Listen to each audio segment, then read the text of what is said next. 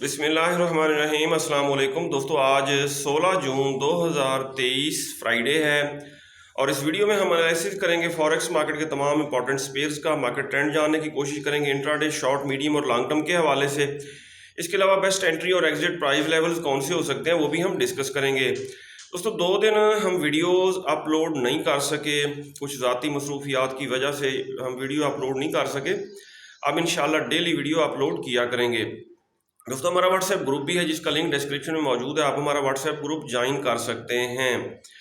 इसके अलावा ये वीडियो हम एजुकेशनल पर्पस के लिए बना रहे हैं, आपने इसको फाइनेंशियल एडवाइस के तौर पे नहीं लेना।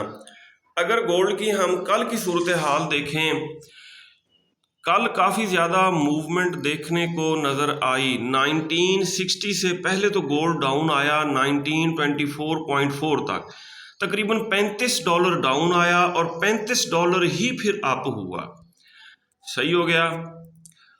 और हमने इसको बाय करने की कोशिश की लेकिन मार्केट थोड़ी अगेंस्ट आ गई, लेकिन मुझे यकीन था ये अप ज़रूर होगी। यहाँ से फिर गोल्ड अप हुआ और हमारी बाय की तमाम ट्रेड्स प्रॉफिट में क्लियर हुई। अब दोस्तों आज के दिन हमारी ट्रेडिंग स्ट्रेटेजी क्या होनी चाहिए, हमें बाय की तरफ बैठना चाहिए या सेल की तरफ, और बेस्ट एंट्री लेवल्स कौन से हो सकते हैं, एसएल क्या रखना है, ये हम बाद में डिस्कस करेंगे। पहले हम आज की न्यूज़ देख लेते हैं। फॉरेक्स फैक्ट्री पे आज का डाटा हम देखते हैं। यूएसडी से related medium impact news Pakistani वक्त के मुताबिक 4:45 पे आएगी, 4:45 बजे शाम को। फर्दर अगर हम देखें पाकिस्तानी वक्त के मुताबिक 7 बजे यूएसडी से रिलेटेड एक हाई इम्पैक्ट और एक मीडियम इम्पैक्ट न्यूज़ आएगी। जी दोस्तों, यूएस 10 ईयर बॉन्ड यील्ड्स कल ये देखें काफ़ी डाउन आई। ये देखें कंसेक्टिव H4 के टाइम फ्रेम में 3 रेड कैंडल्स बनी हैं, इसी वजह से गोल्ड इतना ज़्यादा अप हुआ। अब यहाँ पे ग्रीन कैंडल बन रही है, ये देखें डोजी के बाद ग्रीन कैंडल बन रही है, और अगर यूएस बॉन्ड यील्ड्स आज अप होती हैं और चांसेस हैं अप होने के, तो गोल्ड दोबारा डाउन आएगा और हम गोल्ड को टॉप से सेल करेंगे। अगर इनगल्फिंग थ्योरी को देखा जाए, ये देखें दोस्तों बुलिश इनगल्फिंग बनी हुई है, ये बाय का जोन है। इस जोन से US 10 year bond yields up होंगी, जिसकी वजह से गोल्ड के डाउन आने के चांसेस रहेंगे। एफएक्स स्ट्रीट पे देखते हैं gold falling wedge bulls as US dollar drops on mixed data soft yields. Falling wedge का ब्रेकआउट हमेशा बुलिश होता है। यहाँ पे बता रहे हैं गोल्ड प्राइस नियर 1958, 59 और फिर बता रहे हैं 1924 तक down I gold price for falling veg. वही बात है, यहाँ रिबाउंड फ्रॉम अ 3 मंथ लो, पहले 3 मंथ का लो लगाया, 1924 तक डाउन आई फिर अप हुआ। Gold price forecast could well rally on any data showing inflation pressure.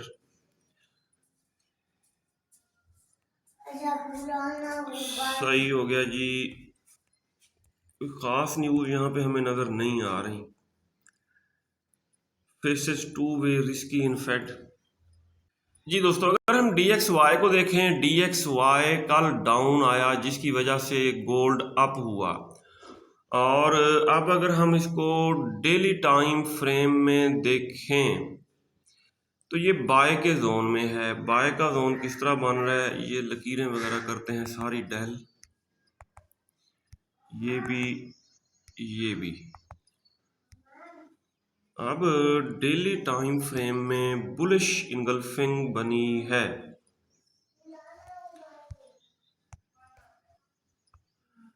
बल्कि ये बेरिश इनगल्फिंग फेल्ड सेटअप बना हुआ है। बेरिश इनगल्फिंग फेल्ड का मतलब ये है कि अब ये बाय का जोन है और मार्केट इस बाय के जोन को टच कर रही है। D1 में मार्केट ओवरसोल्ड हो चुकी है। H4 में अगर हम देखें, हाँ जी, यहाँ भी मार्केट ओवरसोल्ड है। दोस्तों DXY इस जोन से अप होगा। DXY अगर अप होगा तो गोल्ड के डाउन आने के चांसेस रहेंगे, इसलिए गोल्ड को आज के दिन हम हर टॉप से सेल करेंगे। ये दोस्तों XAU USD गोल्ड को अगर हम देखें H4 के टाइम फ्रेम में, मार्केट ओवर बॉट है। ये देखें बिल्कुल ये स्टॉकिस्टिक इंडिकेटर पीक पे है। अब यहाँ से मार्केट डाउन आ सकती है और मैंने अपने पेड सिग्नल ग्रुप में सेलिंग कराई है 1960 से लेके 65। और ये देखें इसने डबल टॉप लगाया और डबल टॉप लगाने के बाद डबल टॉप कहाँ पे 1960 पे 1960 पे डबल टॉप लगाने के बाद यहाँ से मार्केट आ सकती है डाउन। अब हमारी ट्रेडिंग स्ट्रेटेजी ये होगी कि एक सेल की ट्रेड हम यहाँ करंट प्राइस के ऊपर लगाएंगे, फर्दर मार्केट अप होती है 1960 से सेल करेंगे, 65 से करेंगे और इसके अलावा 73 से भी सेल करेंगे और मार्केट के डाउन आने 73 तक जाने के चांसेस कम है। अगर 73 73 तक भी चली जाती है तो हम इसको सेल करेंगे हर टॉप से। और स्टॉप लॉस आप रख सकते हैं 1978 का एसएल रख सकते हैं, थोड़ा इससे ऊपर रख सकते हैं ताकि हिट ना हो। और अगर हम इनगल्फिंग थ्योरी, ये पुराने जोन डेल करते हैं, इनगल्फिंग थ्योरी के मुताबिक देखें सेल का जोन कहाँ पे बन रहा है, ये भी डेल कर देते हैं। H4 के टाइम फ्रेम में ये देखें जी, ये बनी है बेरिश इनगल्फिंग, सही, ये सेल का जोन बना हुआ है। और एक और बेरिश इनगल्फिंग बनी है, वो भी मैं आपको दिखा देता हूँ। ये देखें, ये भी बेरिश इनगल्फिंग है, सही। एक और बेरिश इनगल्फिंग है, ये देखें। फर्दर कोई देख लेते हैं, एक टॉप पे बनी हुई है, उसके ऊपर भी जोन ड्रा कर लेते हैं। अब दोस्तों ये स्ट्रांग सेल का जोन बना हुआ है, सही। और ये कहाँ से कहाँ तक है वो भी हम देख लेते हैं। ये हॉरिजेंटल लाइन लगाई हमने यहाँ पे, इसका कलर हम करेंगे रेड ताकि हमें पता चले ये सेल का लेवल है। फर्दर एक और लाइन हम लगाएंगे यहाँ पे, सही, जहाँ पे जोन्स की ओवरलैपिंग हो रही है, ठीक है। और फर्दर इससे ऊपर भी जोन जा रहा है, कहाँ तक, यहाँ तक जा रहा है 1970 और 200 का मूविंग एवरेज H4 में ये काफ़ी ऊपर है। यहाँ से फिर सेल का जोन शुरू हो रहा है 1973, ये भी सेल का लेवल है। चांसेस कम है यहाँ तक जाने के, अगर चली भी जाती है तो अच्छा। अब देखें दोस्तों, एक सेल की ट्रेड हम, ये जो करंट प्राइस है ना 1956 पे है, एक यहाँ पे पुट कर दें। अगर फर्दर ऊपर निकलती है, लॉट साइज छोटा रखिएगा, 1965 1965 यहाँ से सेल करेंगे, 1970 सेल करेंगे, 1973 यहाँ से भी सेल करेंगे। इससे ऊपर जाने के चांसेस नहीं है और मार्केट आएगी डाउन। H4 में भी स्टॉकिस्टिक इंडिकेटर हमें बता रहा है। H1 में देखिए, H1 में दोस्तों मार्केट मेरे ख्याल में पहले अप होगी। ये देखें जी, मैं आपको दिखाऊं कैसे अप होगी। ये स्टॉकिस्टिक इंडिकेटर आ रहा है ना डाउन, थोड़ी बहुत आएगी डाउन, उसके बाद फिर ये अप होगी। इसलिए सेल की जल्दबाजी नहीं करनी। H1 में, H4 में तो टॉप पे है स्टॉकिस्टिक, जब H1 में भी पीक पे चला जाए फिर सेल हम करेंगे और वो लेवल हो सकता है 1965 और 73, ये बेस्ट सेलिंग लेवल्स हैं। अब देख लेते हैं क्रूड ऑयल को। जी दोस्तों, क्रूड ऑयल बाय के जोन को रीटेस्ट करके अप हुआ। ये देखें, पहले भी इस जोन से अप हुआ था, यहाँ से मैंने बाइंग कराई थी, फिर ऊपर सेल के जोन को टच किया, फिर डाउन आया, फिर बाय के जोन को टच करके अप, ये रेंज में फंसा हुआ है।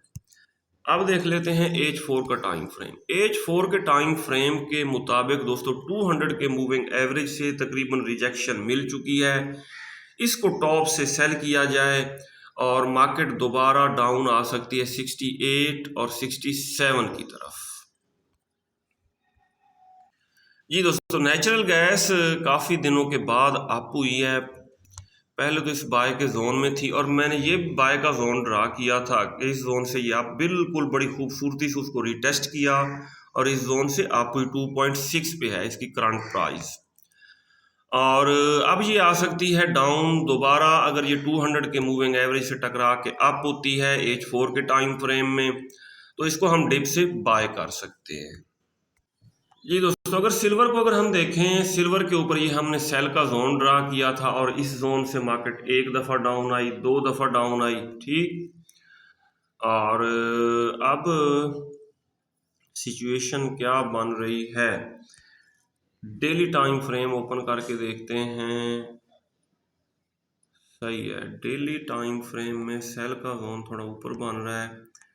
बहरहाल हमें जल्दबाजी की ज़रूरत नहीं है। ये देखें जी, एक और हॉरिजॉन्टल लाइन लगाते हैं यहाँ पे। ये बन रहा है सेल का एरिया 24.16 से लेके 24.5, इसके ऊपर हम जोन ड्रा करेंगे। ये हमने जोन ड्रा कर लिया। अच्छा, अब H4 में आ जाते हैं। H4 में दोस्तों मार्केट 200 के मूविंग एवरेज से टकरा के डाउन आती है या इस जोन से 24.16 यहाँ से सेल करेंगे, फर्दर 24.50 यहाँ से भी सेल कर सकते हैं सिल्वर को। ये दोस्तों यूरो यूएसडी के ऊपर ये बाय का जोन हमने ड्रा किया था, बुलिश इनगल्फिंग बनी थी और इस बाय के जोन को मार्केट ने बड़ी खूबसूरती से रिटेस्ट किया और अप हुई यूरो यूएसडी मार्केट। ये देखें, ये रिटेस्ट करके अप हुई। अब ओवरबॉट हो चुकी है, मार्केट आएगी डाउन। ये इंडिकेटर्स हमें बता रहे हैं मार्केट ओवरबॉट है, मार्केट आएगी डाउन, दोबारा 200 के मूविंग एवरेज से टकरा के अप होगी, तो यहाँ से हम बाय पुट कर सकते हैं। जीबीपी यूएसडी को देखें तो यहाँ पे एक बेरिश इनगल्फिंग फेल्ड सेटअप बना हुआ था, इट मीन बाय का जोन। मार्केट ने इसको रिटेस्ट किया, अप हुई, फिर थोड़ा डाउन आके अप हुई है। अब ये मार्केट आएगी डाउन। डेली टाइम फ्रेम में अगर हम देखें, इसको डेल कर देते हैं और न्यू जोन ड्रा करते हैं। मार्केट अगर आती है डाउन तो डिप से हम इसको बाय करेंगे, क्योंकि इंडिकेटर्स ये बता रहे हैं कि मार्केट ओवर बॉट हो चुकी है। अब ये बाय का जोन है। अगर हम हॉरिजॉन्टल लाइंस लगाएं, इसका कलर ग्रीन रखेंगे, ये ग्रीन डन कर दिया। दोबारा